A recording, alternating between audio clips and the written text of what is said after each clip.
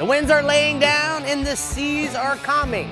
So fuel the boat, load your Yeti, and check your drags, cause we are going fishing here on the Texas Insider Fishing Report. Welcome to the Texas Insider Fishing Report. Presented by Yamaha. Hello there, Texans, and welcome back to another sizzling week on the Texas Insider Fishing Report. We are your hosts, Brie Gabrielle and Captain Rick Murphy, and I have to say, Rick, it's been 2 weeks, but it sure feels good to be back. And I'm so glad you're back, and you know what? I'm looking a little empty. Something's missing. I know, but she's here on the outside of this world. My baby girl, Mia, was born on June 14th. There she is. I love her so much. 7 pounds, 10 ounces, and it was the most magical long day of my life. Brie, you know what? Look she caught her first snook. Congratulations. You know what was so cool is I got to actually see her on that Saturday. Yep. And you or Joe or Mia has never caught a snook of that magnitude. Nope. So Captain Rick came, he surveyed the situation. I'm taking full credit for Mia's first snook, fine. But of course. You sprinkled a little snook dust on us, and we caught a snook, and it was beautiful. It's my job to take her fishing. It is now your job, but it was amazing. Congratulations, we're so happy for you. Thank you. I'm glad you're back. I'm glad I'm back too. Well, I think we need to say hello to Dave Ferrell at the CCA workbench. Dave, you were texting me during that crazy 2 days of my life. Yes, Thank you very I did. much. Yeah, for drugs the are congrats. natural. Drugs are natural? Yeah, you needed to take that thing. I did, and you needed an epidural. I did. It got things moving. It got things moving, and it was beautiful. What we got over there today? Well, we're going to talk about catfish. Catfish. First, yeah, we're gonna talk about Catfish is a good catfishing. thing. Oh. All right, well, starting us out in the Lower Coast region is Captain Chad Kinney, who's got quite the weekend planned for you offshore and inshore. So, Chad, let's get to it. I'll tell you what, everything's looking great. Fishing's been good, it's picking up, and week of 4th of July coming up here is looking even better as far as weather, so we're ready to go. To the South Padre Island here, saw some good guides down there. The trout fishing's picking up there, and some redfish action's also picking up down there. Try some deep drop on off the Lower Coast here for some snapper, grouper also. And weather permitting, the billfish are out. There's some decent numbers being caught in that 300 foot out to the 100 fathom curve. So starting inshore here, it's the trout and reds out of South Padre. Been picking up there around South Bay, Gaswell Flats, and Column House and stuff. I've had some good reports around here. The trout fishing, this has been pretty good. A lot of guys using some free line live croaker. They're also having some good luck in some soft plastics. They're throwing some Kelly Wiggler sand eels and some saltwater fastenings like a Texas roach. Has a little paddle tail. It's a good bait there. And try shallow early, real early in the morning, 6:15, 6:30, get out there early. And look for some trout slicks early. And trout slicks, a lot of people actually believe me and some don't. But anyways, it's true what they do. They'll eat until they regurgitate, and they'll pop up these little slicks. So once you start seeing these slicks popping up, get on the downwind side, kind of drift through them, get way up in there, drift through them, make a silent approach. And, of course, if they're feeding there, which they are, and the slicks are popping, throw your lures or anything through there. And if you get a good bite, just do a big circle and circle back through and keep on making that same drift through there. You can always tell if it's a trout slick. If you get on the downwind side, if you're driving a boat or looking through or scouting, kind of smells like watermelon or fresh cut grass, in my opinion, and stuff like that. So if you do that, make a big circle. If you run around, do that. It's producing well early in the morning there. If they're not too good up in the morning there, move out a little bit deeper like that, and the water rose up about a foot due to all the rain we had. So fish on those deeper sand pockets and weed beds with an 1/8 ounce jig head and keep it just above the grass line there to get some more strikes. Moving on over to the redfish, they've been showing up in some better numbers down on South Padre. Try South Bay and also Gaswell Flats. Cullen House, like I said, is pretty good around there too. Try weedless gold spoon with a quick retrieve. Paddle tail, saltwater assassins with a chartreuse tail is working real good. Use an 1/8 ounce jig head also on that. Cover plenty of water when you're drifting there. Like I said, that water went up quite a bit, so drifting might be better. Some of those fish, if they're deeper, you don't want to be wading neck deep. And then once you catch a few, make a half circle around to get that same drift through there. What I mean, I've seen lots of boats where you'll be drifting through and then they'll just drive right up where they fished at. So make a big wide circle, guys. You get a lot better results on that. Live shrimp and popping corks also working really good, especially if you got some higher winds and stuff like that or dirtier water. You might want to switch to that, get some more noise and some more action on there. Got a nice picture of a young man here, and he's got a good little redfish here. It's a good pick there. That is a cute picture. Yeah, Great picture. Good. I look forward to there, Brie. So offshore, the federal waters are open, so try some deep dropping for some grouper. The snapper's open, so And the billfish are, having some good reports, like I said, up 300 foot, up to about 100 fathom curve. So try some deep dropping right now since federal waters are open. You're allowed 2 snapper per person, per day out federal. So I like doing that while the season's open, trying for some grouper, and I'll give you some tips here how to get that done. Stuff you can target, kind of looking for as far as grouper, big gag, scamp, yellow edge, and some Warsaw species you're looking for. Start out in structure at least about 200 foot deep and better, and do some jigging off the bottom. Get a Williamson jig, 5 ounce or anything like that, but just don't do a real fast, quick retrieve like you're doing for amberjack. Just bounce it off the bottom kind of lazily, 5-10 feet, and don't tip it with any bait because those snapper are going to hit that jig naked anyways, but you want to create the less strikes you got off the snapper so maybe a grouper coming to get it. If you got any live bait, like such a blue runner or anything else like that, send it down with a bottom rig or even a big bait. If you catch a bonita or something, send that down. I like using 300 to 400 pound leader with a 3-way swivel on it. Put like a 2-3 pound weight on the bottom, about 3 foot above that. Attach your 3-way swivel. Get about a 6 to 8 foot of leader on that with a BMC high strength circle hook. You want a real strong hook that you can get like that, and then pin your bait on.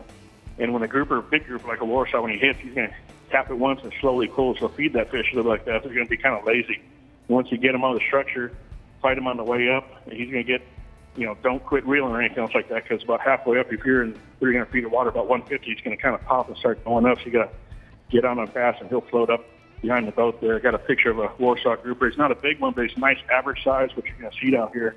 Something you expect about a 70-pounder there. So, nice. And then moving over to the bill fishing, like I said, got reports some white sails been caught and released out of the lower coast.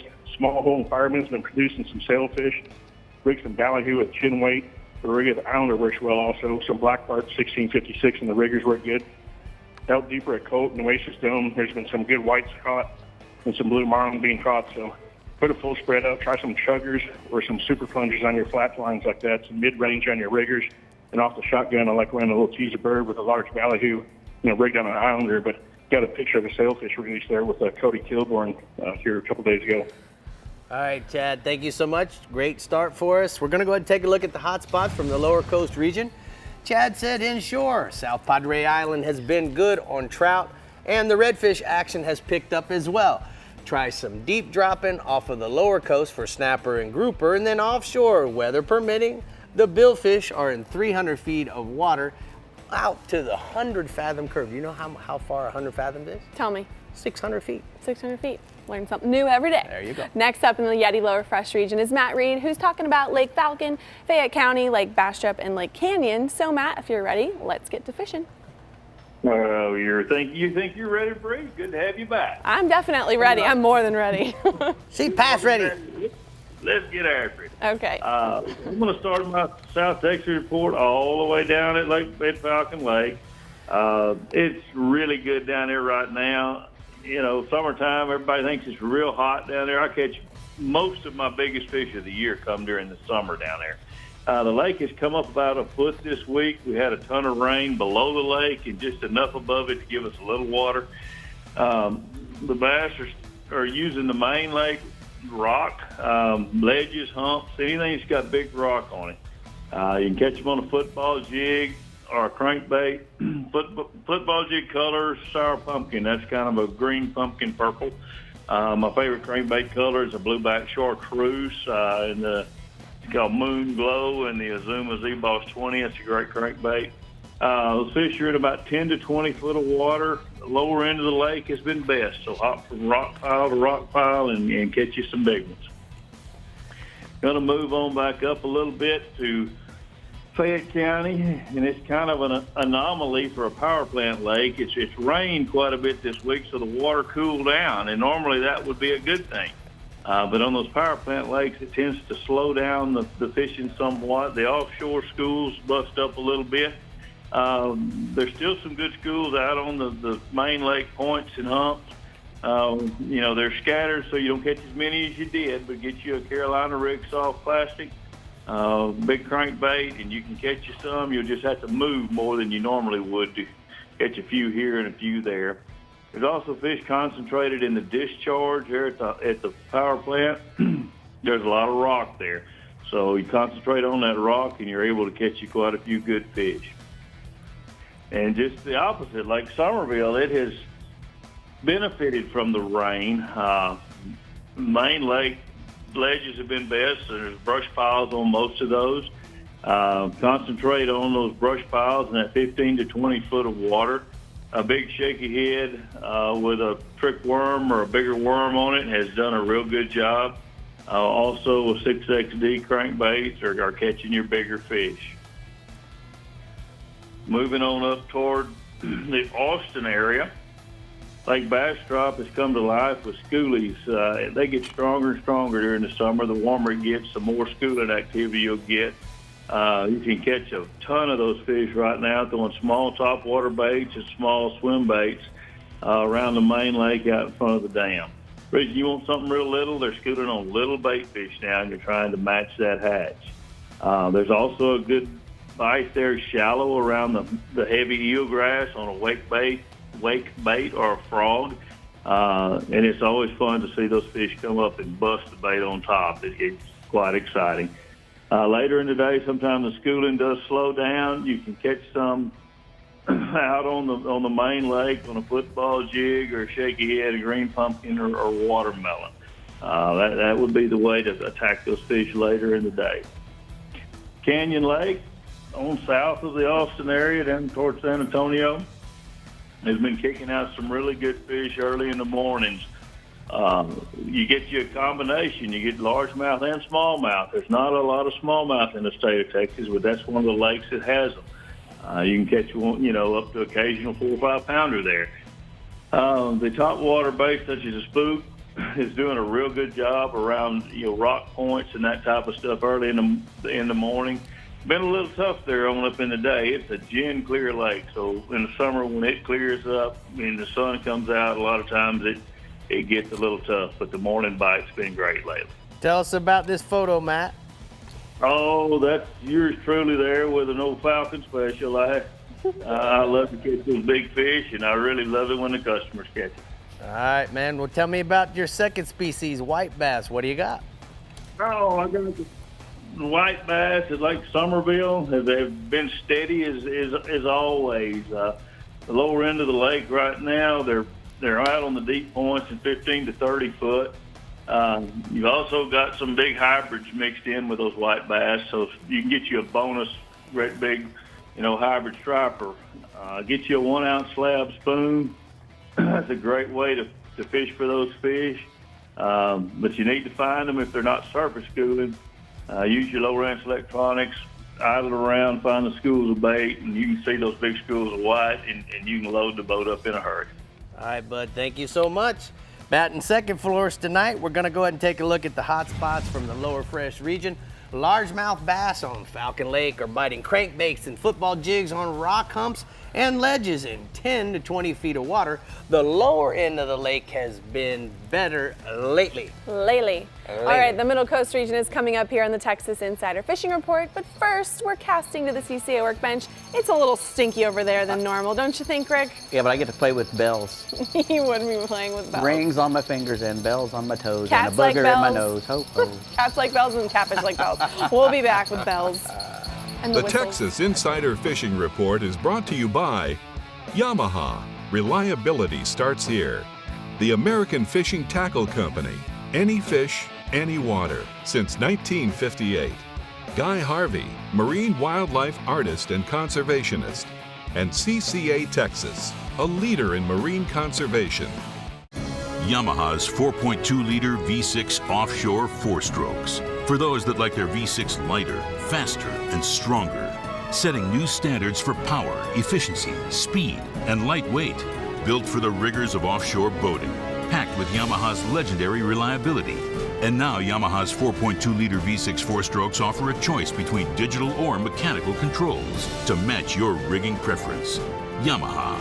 Reliability starts here. Remember the glory days of gasoline? It's just not made the same anymore. Kick your gas into gear with StarTron. Pump up the performance in all of your engines. Cure the problems of ethanol with the power of enzymes. And maximize your mileage every time you drive. Kickstart your engines with StarTron. Outside is a bully. There are bears, screaming fleet-footed waters, arrogant mountains, Goliaths, Goliaths, Goliaths, and 100 other excuses to stay inside. But there are ways to deal with bullies. CCA is the largest marine conservation group of its kind, with 70,000 members in Texas. CCA's mission is dedicated to conserve, promote, and enhance the present and future availability of our coastal resources for the benefit and enjoyment of the general public. So if you care about the health of our Texas coastal resources, join CCA today by going to their website, ccatexas.org, and help them make a difference. Use the promo code REDFISH to receive your free hat with your membership. CCA, the leader in marine conservation.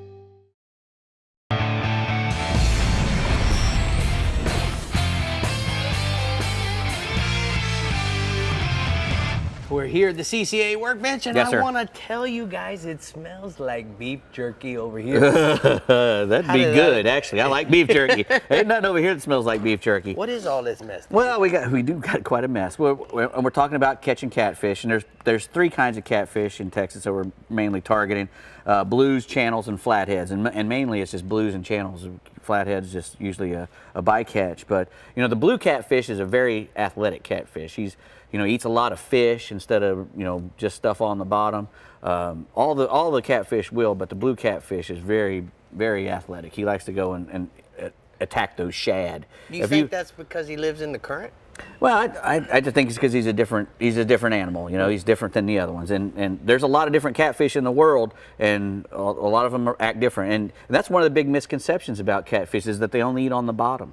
And one of the main rigs that we use here shows you that they don't stay on the bottom. This is called the Sand Cooper rig, and what it is a float in between your weight and your bait, so that what it does is it gets your bait up in the column where the catfish are, not on the bottom and all the mess and stuff. It gets it up in the water column, because catfish can be from a foot off the bottom to 10 feet off the bottom, right, feeding on a variety of different stuff. So, it's a good idea to get your bait in the proper position. This is one way to do it, with a 3-way swivel and a bank sinker. You can also use like a fish finder rig, with just your other way. There you go. With just your swivel, a swivel, and a fish finder rig, and then your hook on the end. We have the lead that slides up and down with the Correct. swivel stopping it, and then we have our hook here. Correct. And this will keep like I said, it'll from 2 feet to 3 feet to 4 feet, however much leader you want to get the proper spot. And you just put as much weight on here as you need to hold the bottom. Gotcha. And we hear this shouldn't be on there. Yeah. What it does is that it holds that in place. So you don't want your weight sliding back and forth.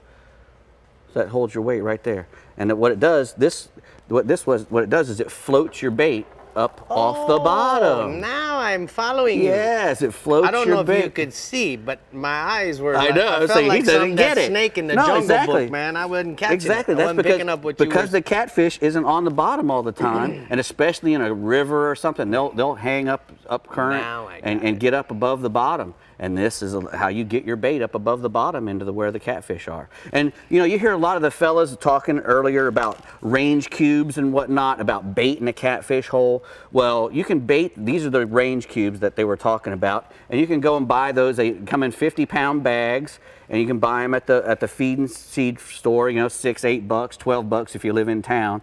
And you take those out to where a good spot, a bend in a river, a nice place where there's a nice drop off, not too deep, 10 foot or shallower, and you just disperse those range cubes, or sour mash if you wanted to make some sour corn or wheat, and you put it in a 5-gallon bucket and fill it halfway with water and throw some sugar in there and let it sit for a couple weeks in the sun, and it'll make you. And when that corn gets nice and sour and doesn't float anymore, that's when it's done. That's when you know it's at the right, it's absorbed enough water and it's stinky enough. But you got to be careful with that stuff, because nothing smells like sour wheat. I mean, it'll some people can't stand it. Oh. And if you blow it up in your truck or something, if you put your when you're making it, you got to be sure that when you put your sugar and all that stuff, you don't seal the lid.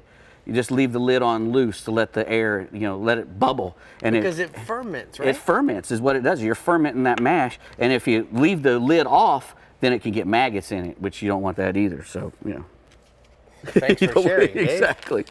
But anyway, we have a lot of different. You can get prepared baits. They use a lot of blood baits and stuff like dip baits. This is a dip bait, and they also make a thing called a punch bait. Do they make catfish salsa? Yeah, exactly. Well, the dip baits and the punch baits are made out of like cheese, and they got blood and all that stuff in them. And what you do with these things is you get a treble hook and you just dip it down in there. And some of them are so thick that they're called punch baits that you can't just dip it in there. You have to punch it in there and then pull it out with a stick. Use a stick to punch your thing in there and then pull it out. You can put a nice big sponge on a treble hook or any kind of thing like that to hold that stink and hold that bait, because they will come up and just eat a treble hook dipped in that stuff. I'm going to go put this in somebody's truck that I don't care for so much. Well, go catch you some catfish, because they're fun to catch and they're good to eat. Dang. Yeah, they are good to eat, but man, Rick, you got to pay the price for that.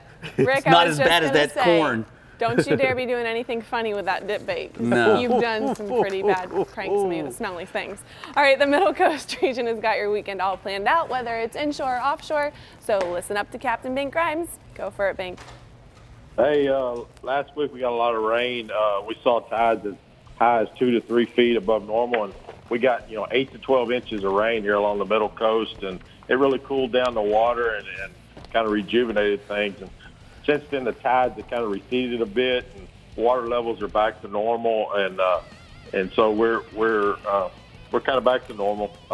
Tides, we don't mind inflated tides. It gives us more real estate to fish, and like I said, it cools down the water. It's getting hot around here. It's getting July and for the dog days of summer. In Palacios, the upper reaches of the bay, like Tres Palacios Bay and Caronquil, have been good along the shorelines, holding shell. Guide Ray Sexton's been wading tight to those reefs and picking off trout early in the morning. For boaters, there's been birds working around Hotel and Palacios Point. Most have been undersized fish, but the better fish have been found around Half Moon Reef, Coon Island, and the Barge. East Matagorda Bay, some of the better catches have come along the north shoreline on the incoming tide. With the ICW a few casts away, those mud flats adjacent to the canals are great spots for big trout to fall on and off the shallows. And with all that rain we got last week, it dumped a lot of fresh water out of those bayous, and it sent all those fish to that north shoreline. We caught them there today, matter of fact. Waders in East Matagorda Bay, we welcome the high tides, but big trout they're showing up along the shorelines. Small top waters like Skitter Walk, Super Spook Juniors have crushed many fish, 5-pounders, and those wading with croakers have had, fish up to 9 pounds. And man, we really ask people to take care of those big fish. It's hot right now. Take good care of them because, they're a brood stock. Port O'Connor continues to shine for trout with back lakes coming alive. Early morning topwater bites have been great. Later in the morning, we've been working the chest-deep channels on down south lures, bass assassins, Little Johns, and gamblers. And Rockport and Port Aransas, they were hit hardest by the rain. Some areas were receiving 4 to 6 inches an hour, and they really got a lot of rainfall. It cooled the water down to the low 70s, but it was back up around 80 to 82 this week. So, but it really helps things though. Rain, it rarely hurts our fishing. Only runoff from the rains in the bays and that drain the rivers are affected. And that's mainly from Matagorda north. Those highs did push a lot of trout to the super flats there around Port Aransas, and the waders found massive blow-ups, in thigh-deep water. They're also working Allen's Bight, Mud Islet, a lot of fish slicks popping on the incoming tide. There's a photo there. A few of my customers who caught trout on top waters while trolling the diversion channel in Matagorda. That game's really hadn't kind of played out because of the water we got coming down the river, but it'll green up again as we start to dry out. We'll go to redfish. Our swollen tides jumpstart our redfish action. It's been tough to find a good school of reds to work, but with more water, it makes things a little normal, kind of like our fall action, and those shorelines get full of fish. The guy, Michael Rolfe, he's been using his power pole and working points along the North Shore line of West Matagorda Bay. He found good reds around Maverick Bow, Big Bow, Hidden Bow, Zipper and Bow with a live shrimp under popping cork. Also, guide Al Garrison has been doing really well on redfish around there. Then guide Brett Sweeney, he took easy limits around Oyster Lake, Crab Lake, Horse Trailer Lake, and there's black drums all around those lakes as well. Shell Island's been good with the higher tides. There's lots of black drum on every piece of shell right now. Pringle, Conti, and Show Water Lakes are good in Port O'Connor. Most have been making a long drift of live shrimp and small top waters, and they've caught fish. And if you want the big bulls, it's a broken record. I say it every week, but man, there's some big old redfish at the jetty. A lot of monster reds in Port O'Connor and Freeport. Finger mullet and pogy's been getting the job done. Some of those schools have been coming to the surface later in the day and crushing large rafts of menhaden. And there's also been some tarpon showing up around there as well with those reds. And Rockport, those swallowing tides have redfish on the Estes Flat. Some are making long drift with topwaters. Others are throwing gulps under a popping cork. Some are soaking fresh, cut mullet in the potholes. That same pattern's holding true around Port Aransas, Redfish Bay. A lot of those kayakers are scoring limits on soft plastics, and they're sight casting those redfish with topwaters. There's a great photo of Grant Smith of Lake Jackson. He caught that burley redfish somewhere around Freeport. Wouldn't tell me exactly where, but somewhere around Freeport. He's already got secrets, and he's 10. That's right. That's good for him. Man, the triple tail's been doing good. That offshore game's a tough one lately because of all that moisture we've had out in the Gulf. It's been really rough. Sometimes the sea's been running 7 to 9 foot, but we're getting a little break late in the week. Seas are going to be 2 to 3 feet. They're going to go out there and work the grass lines for triple tails. A few anglers target them, but man, they usually find them when they're looking for Dorado out there. But there's a lot of them on those weed lines, and they're being caught also on the west upper reaches of West Matagorda Bay on live shrimp under a popping cork or under buoys and poles. As always, red snapper are going good over rocks and wrecks in 40 to 80 foot of water. Catching them has not been a problem and will continue to be. All right, thank you so much, Bink. We're going to go ahead and take a look at the hot spots for the Middle Coast region. Bink says trout are good in Rockport and Port Aransas while waiting the super flats on Super Spook Juniors. Redfish are good on the cutoff flats in Matagorda on shrimp and mullet. And then offshore, look for those triple tails and Dorados along the weed lines, Brie. Well, y'all, it's hot outside, but the tagged redfish fishing in the CCA Texas Star Tournament is even hotter, with winning and potentially winning fish being caught all over. There are still plenty of boat packages up for grabs, and don't forget about the Sheep's Head, Flounder, and Gaff Top divisions, where you can win a new shoal water, and the kids can win a $50,000 or $25,000 scholarship.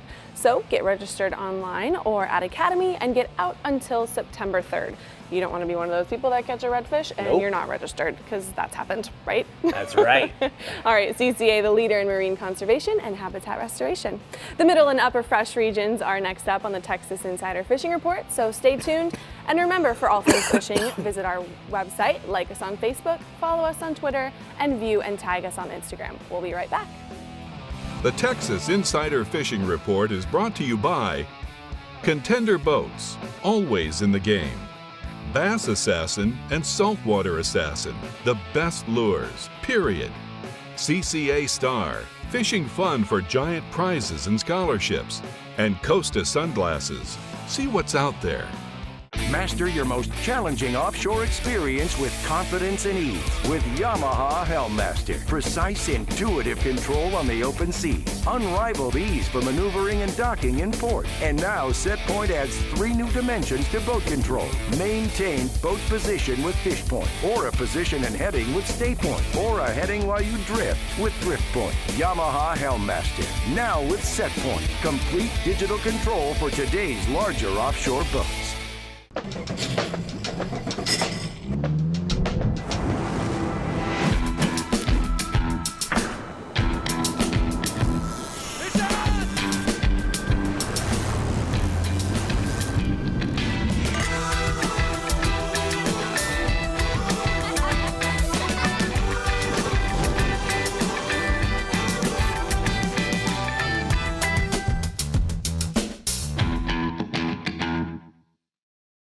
As close as you're gonna get to a sure thing for catching billfish is Guatemala. They're here, man. This has been a 20-year run, buddy.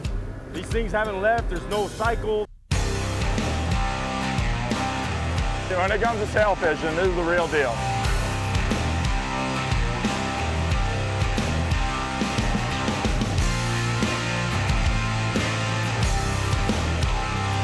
The amount of sailfish here is ridiculous. The Startron Middle Fresh region is on fire, and Matt Locher has Toledo Bend, Sam Rayburn, and Lake Livingston on lockdown. So Matt, let's keep it simple and get on them. All right, I sure will, Brie. And first off, great to have you back, and congratulations on the baby. Thank you so much. It's amazing. I love being a mama so far. I bet. That's awesome. Happy for you. Thank you. So back to fishing, so we can get our little buddy out there soon. We're going to talk about the white bass down at Lake Livingston. Those things are on fire. I mean, there's reports coming in left and right about catching limits every morning out there right now. And, you know, the great thing about white bass is they're not a hard fish to catch. It's mainly just a location thing. You want to get around them, and then they're not usually very picky about a bait. You know, you can catch these things on anything from a topwater plug, you know, like a walking bait, a spook type bait, or you can throw a crankbait or a spoon, you know, just kind of play with it, see what they're preferring day to day. But mostly in the mornings, they're hitting up on the surface, you know, on topwater stuff. And so just look for those birds and the shad and the fish working the top, chase them around. Try to keep a cast distance between you and them. Don't get right on top of them, because then you'll push them down and make them harder to catch. You know, keep your presence unknown, as much unknown as possible. Cast to those things and just light them up, you know, mainly a morning and evening deal. During the day, they'll probably push down toward the bottom a little bit, but get out there in the morning and evening, find them and catch away. It's a lot of fun. And then next, I'm gonna move north a little bit. I'm gonna talk about black bass, and you're gonna talk about Sam Rayburn and Toledo Bend. They kind of coincide pretty well right now. The only difference is that Sam Rayburn has a lot more grass on it right now than Toledo Bend does. So basically, worms and crankbaits are the deal. But with that grass on Rayburn, that X factor is going to be the morning bite, especially in the grass. You know, once you get out there early, you're going to want to throw like a swim bait or a topwater over that grass, especially if you've got a little wind or cloud cover. You know, throw those moving baits over that grass early, catch what you can. And then the deeper offshore stuff, usually it's better once the sun gets up a little bit. You know, around 9 or 10 a.m. in the morning, when the sun gets up a little bit, it kind of positions those fish on those deeper spots a little better where you can target them. Early in the morning, they're a little more spread out. So it's good to have that sun up a little bit and kind of get them grouped up. Once you move out there, it's all about, you know, a crankbait and a worm. I like to start with a crankbait and then move on to the worm. And as far as Toledo Bend goes, it's basically the same thing. You know, except the deeper stuff is mainly the key here on Toledo Bend, because, like I said, we don't have the grass over here right now. So, and with the lake falling, it's really pulling these fish out a little further into that deeper stuff. So just focus on the mouths of the creeks and the drains where they kind of open up into that really deep water. And those fish kind of come to a dead end, you know, and find like a corner there where they're going to relate to those dead end spots, you know, where they can't go out any further because it's too deep. And then the crankbait and the worm is the deal again. You know, I want to start with the crankbait, get that school of fish fired up, and really try to catch them fast as many as you can. Take advantage of that activity once you get them feeding. And then when that slows down, throw that big worm in there and kind of mop up a little bit. You know, drag the worm for those less active fish on the bottom. 10-inch Texas ridge worm is always good. Red bug is my go-to color right now.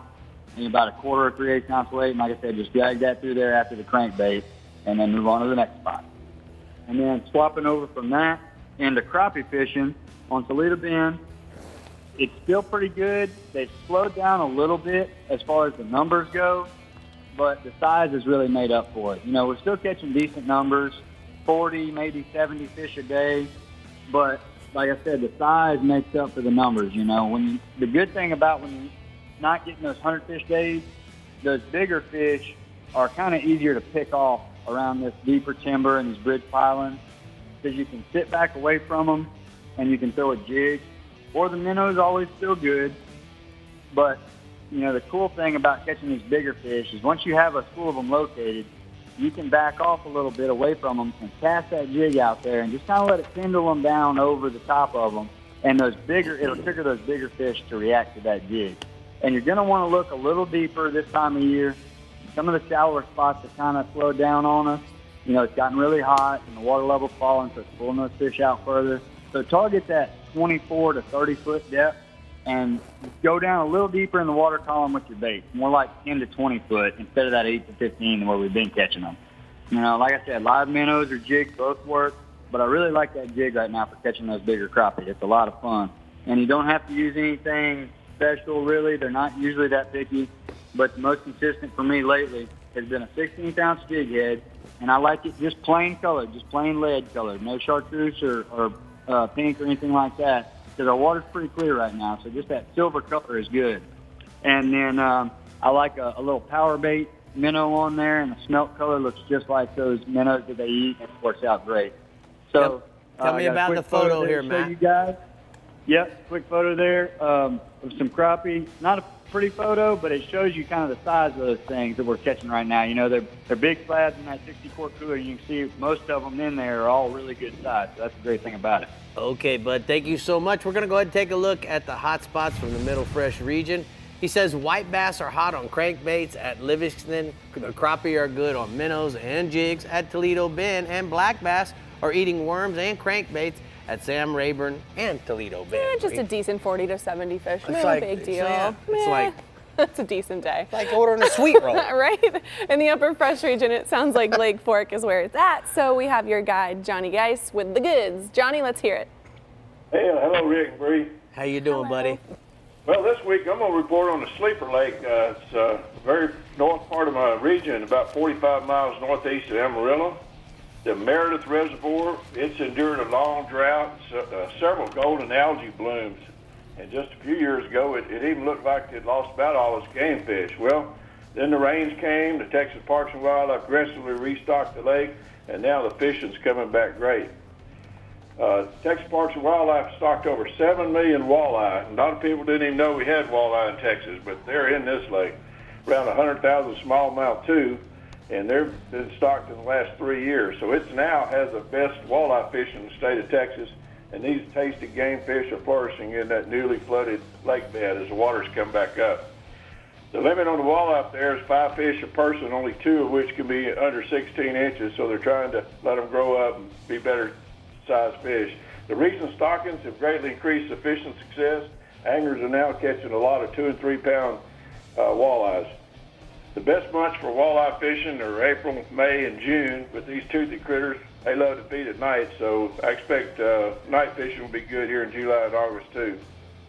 I have a friend that told me about this, Wade Bird from Amarillo. He's been having very consistent success catching limits of walleye on almost every trip and releasing a lot of them too. Wade reports that a crankbait like the Rapala DT6 is an excellent lure. He's been catching a lot on that. Also catching them on minnows and worms drifted along on a jig head. Walleyes are caught best on light spinning tackle, and 6-pound line gets you a lot more bites. Walleyes, they like to feed in 15, 20 foot of water during the daytime, but they'll move up shallow at night. A small swim bait's another great lure to locate and catch walleyes. And here you can use a spotlight to search the shallows after dark to find the walleyes feeding in the real shallow water to catch them on jigs then as well. Lake Meredith National Recreation Area up there, they've got 11 different campgrounds. You can go and camp fish. There's 5 public ramps. They've also got boat rentals for pontoons, kayaks, paddle boards from the Right On Bait and Tackle rental store. So Lake Meredith's definitely on the rebound, and it won't be a sleeper lake long. Wade Bird sent in a picture for us to view. It's of his nephews and a friend of theirs, and they have a few good walleyes, and had his dog Steiner in the picture with him. I'm giggling because the boys haven't learned how to hold those toothy critters yet, Bub. And they got the fingers up in the gill. There's no way to hold them. They didn't know how to put them, but you don't want to hold them like you do a bass. I know that. Boy, they'd be drawing back a bloody nub. All right, let's talk about the crappie on Lake Fork, Bub. Well, it sounds like Matt's got them down in Toledo, but definitely they're on Lake Fork. The crappie bite continues to be on fire this year. They've now moved on out to the brush piles and standing timber, and they're schooled up feeding on small minnows and shad fry. I like to cover a lot of the other guides on Fort too. We got some good ones with Miss Terry Moon. She's well known, a successful guide out of Lake Fork Marina, and she and her clients have been having one of the best seasons ever. I see Terry and her customers out almost every day in her new Skeeter Solara boat, and they are usually reeling in big crappies every time I go by. She works hard at getting her mini brush piles freshened up each year, as well as putting out new ones, so that no matter what depth of crappie you're in or which way the wind's blowing, she's always got a good place to take her customers to get a limit of crappie. Likes to use an ultralight spinning rod and reel with the best equipment that she's found to use crappie. I like that too. Long fiberglass poles, they'll still work, but the spinning outfit allows you to easily fish all the depths from shallow to deep. Terry likes to use a small crappie jig tipped with a minnow. By tipped, it means you just take the little small crappie minnow, put it through the hook right behind the crappie jig, and seems to catch some bigger fish that way. Everyone seems to have a favorite color, and some days color might make a difference on your crappie jig, but more of size than anything, size of the weight and size of the jig. You can't be just a plain old crappie minnow though on a size 4 hook and a small split shot tight lined in the brush. That'll usually get you bit. Some days you may find the crappie suspended above the brush piles. Other days they're on the shady side, but they're always around that brush pile somewhere. A slight wind is a lot better than a calm day. When it's slick and calm out there, we don't get bit much here on Fort. I like to use a 6-pound line, but I like that fluorescent yellow. It really helps you see the bite. It's usually easier to see when you're tying one on too, especially when your eyesight gets a little bad. So you'll lose a few jigs and hooks in all these brush piles, but tip here is to take a 2 or 3 ounce bell sinker. It's got a swivel on the end. Just hook it on your line, flip it, drop it down to where your bait's hung up. Yo-yo it up a couple times, and the jig will come loose from the brush. Johnny, tell me about this photo, bub. We're out of time. Okay, we got a good picture of Terry Moon. That's one of her giant crappie right there, and she had a box full of them today, but they're catching them as well as a few big bass in them. All right, thank you so much, bud. We're gonna go ahead and take a look at the hot spots from the upper fresh region. Johnny says Lake Meredith for the walleye. The level is 50 feet low. The walleye fishing is good on crankbaits and worms and minnows. Smallmouth is fair on jigs. And then Lake Fork crappie, the water level is a foot low, and the water temperature is 86 to 89, and the crappie fishing has been excellent, as well as the largemouth, Brie. Man, that upper fresh is going on. It's going off. All right, we're bringing you your upper coast region next, and we're seeing what new products Dave has for us at the CCA Workbench. Dave, that looks interesting. It's like Robbie the Robot. I don't even know. It's aptly named too, but you're not going to find out what it's named until you stay tuned and find out. Stay tuned. We'll be back. An aptly named product. The Texas Insider Fishing Report is brought to you by Rapala. Catch the latest at Rapala.com. YETI, built for the wild. Building Conservation Trust, CCA's National Habitat Program. StarTron, cures and prevents ethanol fuel problems. And Casa Vieja Lodge, 5-star angling in beautiful Guatemala. When you've got an incredible opportunity in front of you, you want a Yamaha VMAX SHO behind you. Just ask 2017 Toyota Bassmaster Angler of the Year, Brandon Polinick. He'll tell you, if you're an aspiring angler with big dreams and a VMAX SHO, there's no limit to what you could achieve. Light, fast, fuel-efficient V6 performance and Yamaha reliability that lets you focus on your game. Nothing pushes you like a Yamaha VMAX SHO. That's all we need. We need next quarter so we can perform it to everyone. Yeah? Stop working right now! Look outside. Is this spreadsheet weather? No, it's not. This is fishing weather. So stop clicking, get out there, and catch a bass.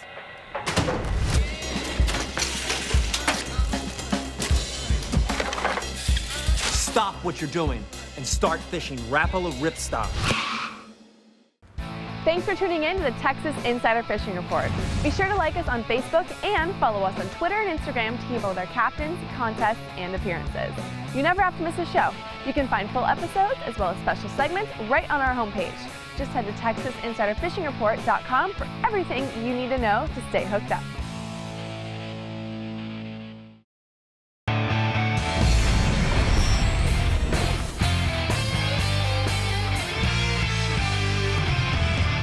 Today's Power Pole tip, guys, is about showing your boat a little love.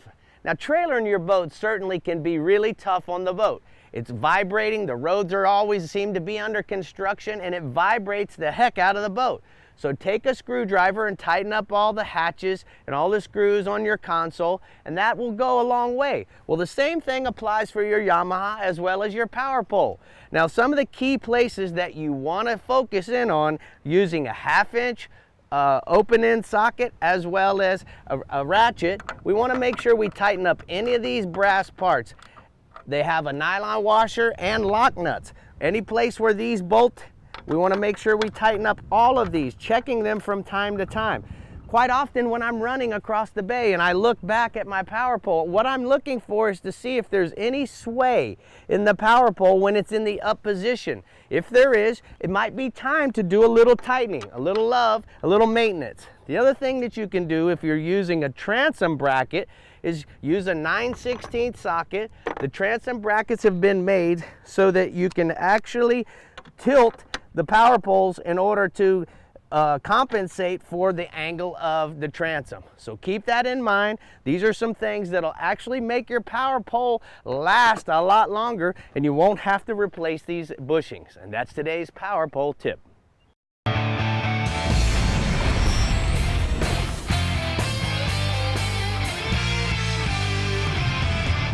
Well, we're here at the CCA workbench, and Dave, new products, and Robbie boy, the robot. we have got something really different. Now, this is the Sea Sucker Hillbilly Bucket Grill. I told you it was aptly named. Yes. And what it is this whole grill fits inside this bucket. All this stuff comes apart, and all these little things come off, and it all fits inside that bucket. It's got a propane canister underneath. Show them that. I don't know if you can. It's dark in there. Guys? It's dark, but there's a propane can in there somewhere. Yeah. There it is. And that's what runs this thing. And like I said, it's got the 3 S's. It's searing because this thing gets really, really hot. You can put any size pan on here because these things fold out to whatever size you want to put your pan on. And then it's secure because of this powerful Sea Sucker. So you can put this against the gunnel or exactly. against a cooler or anything that you've got. Against your truck. That's right. And it'll keep this thing from sliding around, you know. And it's also stowable. Like I said, everything fits inside. And it can sear, you know, it gets really, really hot. And, you know, this thing comes off here, the little tray. It all folds up into this bucket, and it comes with this screw down lid that's waterproof and watertight. So you put that thing all inside there and you're golden. What we're going to do is we're going to make sure that by the end of the show, it's all put back together. Yeah, we can do that. We'll put it all in the bucket. So what else you got? Let me push this you know, we talk a lot about AFCO. We have a lot of AFCO shirts and gloves and all that stuff on, but I don't think we've ever had the pants. And I really love, I just bought these for my dad because he saw me wear them and said, try them with us. This is what I wear. These are the Beta 2.0 lightweights, and I really, really like these a lot. They got the 4-way stretch or UPF 50. They're very, very comfortable. They actually look really nice on you when you're wearing them. They got pleats. Yes, they look really nice. They got the drawstring, the elastic waist, and you can draw it up if you'd like. Usable storage pockets, the zipper pocket on the back. You know, what I really like about them is they're just very, very comfortable. You know, I'm usually wearing shorts 90% of the time. Ever since I've had these things, I've been laying around on the couch with these. I love these things. And I tell you what, you can see there's a little stain on here. I had these pants ruined. My wife said, those pants are ruined. Well, they're not, because this aft flex stuff that they're made out of, you know, there's a couple little stains on here, but I had these things rust. I was trying to snake a drain, and I had one of those big rusty roto things, and it ruined these pants. But they came out perfect. Also, they've got some Aftex. These are the performance tees, the technical tees, the short sleeves. These are very, very comfortable as well. Incredibly lightweight and soft.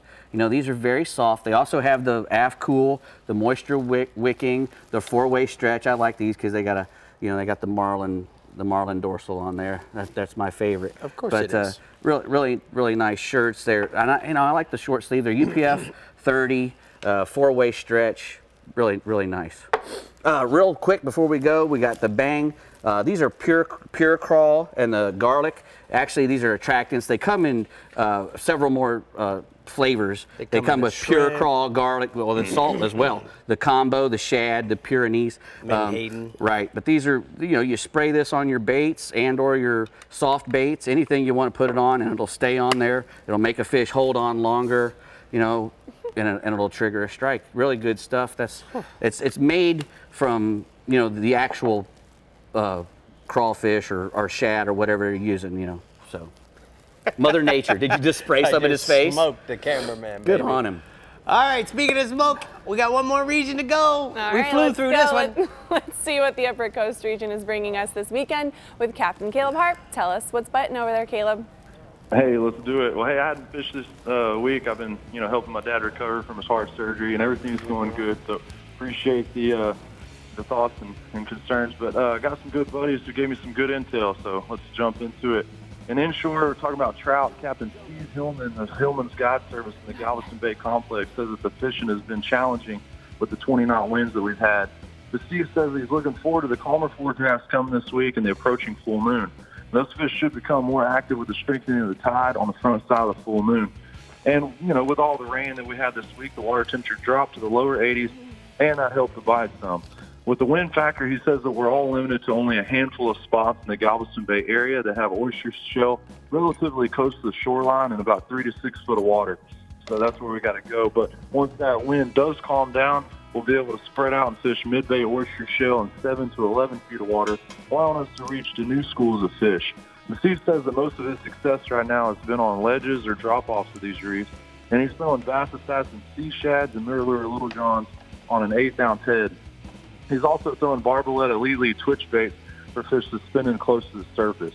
And then there's a picture there submitted from Steve Hillman of his client Reed Dawson with a healthy mid-bay spec. Steve's a great guy. If you're interested in booking a trip with him, you can give him a call at 281-910-4398. And then going over to redfish, Captain Thomas Francis of Francis Guide Service in the Galveston Bay Complex says that the redfish in mid-bay open water schools has still been the best bet for targeting redfish exclusively. And Thomas says that typically, whenever it's calm, the redfish have been on top blowing up, ribbon fish and shrimp out of the water. And with the winds that we've had lately, he says that it's been more of a chase of slicks and mud kind of game. Having a strong trolling motor and tackle that will cast long distances is a necessity. And Thomas says that these fish are moving quickly, and you don't want to get too close to them, so a long cast really helps reaching the fish. He's throwing 3/4-ounce jig heads with large swim baits or 1-ounce spoons. And these big baits will help you get to the bottom faster where the fish are, and they also help you cast further than a normal 1/8 or 1/4-ounce jig head. He says that these fish are typically 30 to 40 inches long, so a heavier rod and braided line will help you get to them quickly. And, you can also get back out there and try to catch a slot. And there's a picture there from Thomas Francis of Tanner Neal, one of his guys with a big red recently whenever the wind died down. So if you'd like to book a trip with Thomas, he's a good guy. Give him a shout at 281-520-0853. And then going offshore, our good old buddy Carl Weston with Salty Dolphin Charters out of Freeport says that the wind has been brutal for everyone offshore, but they were able to get out one day last week, and the red snapper bite was really good. The weather limited them from doing anything else, but whenever the wind lays down, it's going to bust wide open. Normal redfish, red snapper tactics like bottom fishing using whole cigar, minnow, or, cut squid has been producing good boxes of fish. And really anything in the 80 feet or deeper range has been producing the bigger snapper. And they're catching fish up to and over 20 pounds, so there's some pretty good ones out there to catch. Carl also said that the mangrove snapper have been showing up pretty good as well, and a lot of the boats are coming in with some nice mangrove mixed in with the red snapper. And there's a picture there of a client with Salty Dolphin Charters holding up a nice red snapper from this week. Wow, those are some nice fish. Good job, Caleb. What else you got for us, bro? That's it. Well, Carl says that the fishing's also, it's the weather is pretty bad right now, but it's going to get really, really good whenever the weather does break. And this is a fantastic time to be fishing, but for some reason, Mother Nature isn't really cooperating. Once that wind dies down for good, there's going to be all kinds of options to catch many various species. Your trolling for kingfish will become a daily tactic, and there's still some wahoo hanging around as well. Sight casting ling on visible structure is also going to be a player, and Dorado hanging around, floating debris and weed lines will become target as well. And once we get into the calm weather every day and are able to go out deep, we'll be able to deep drop for various types of grouper and tile fish. Certain areas will produce swordfish too whenever the weather permits. So don't be worried and don't lose the faith, because whenever the weather does get right, you're not going to want to miss out on the action. All right, thanks, Caleb. We're going to go ahead and take a look at the CCA hotspots from the Upper Coast region. He says inshore, the speckled trout fishing has been difficult with the high winds, but with the calm weather coming, the fishing will pick up on mid-bay oyster shell in 7 to 11 feet of water off the ledges and the drop-offs. Try soft plastics on 1/8-ounce jig heads are probably going to work best, and then offshore, red snapper are still thick everywhere, and the bigger ones are coming from 80 and on out.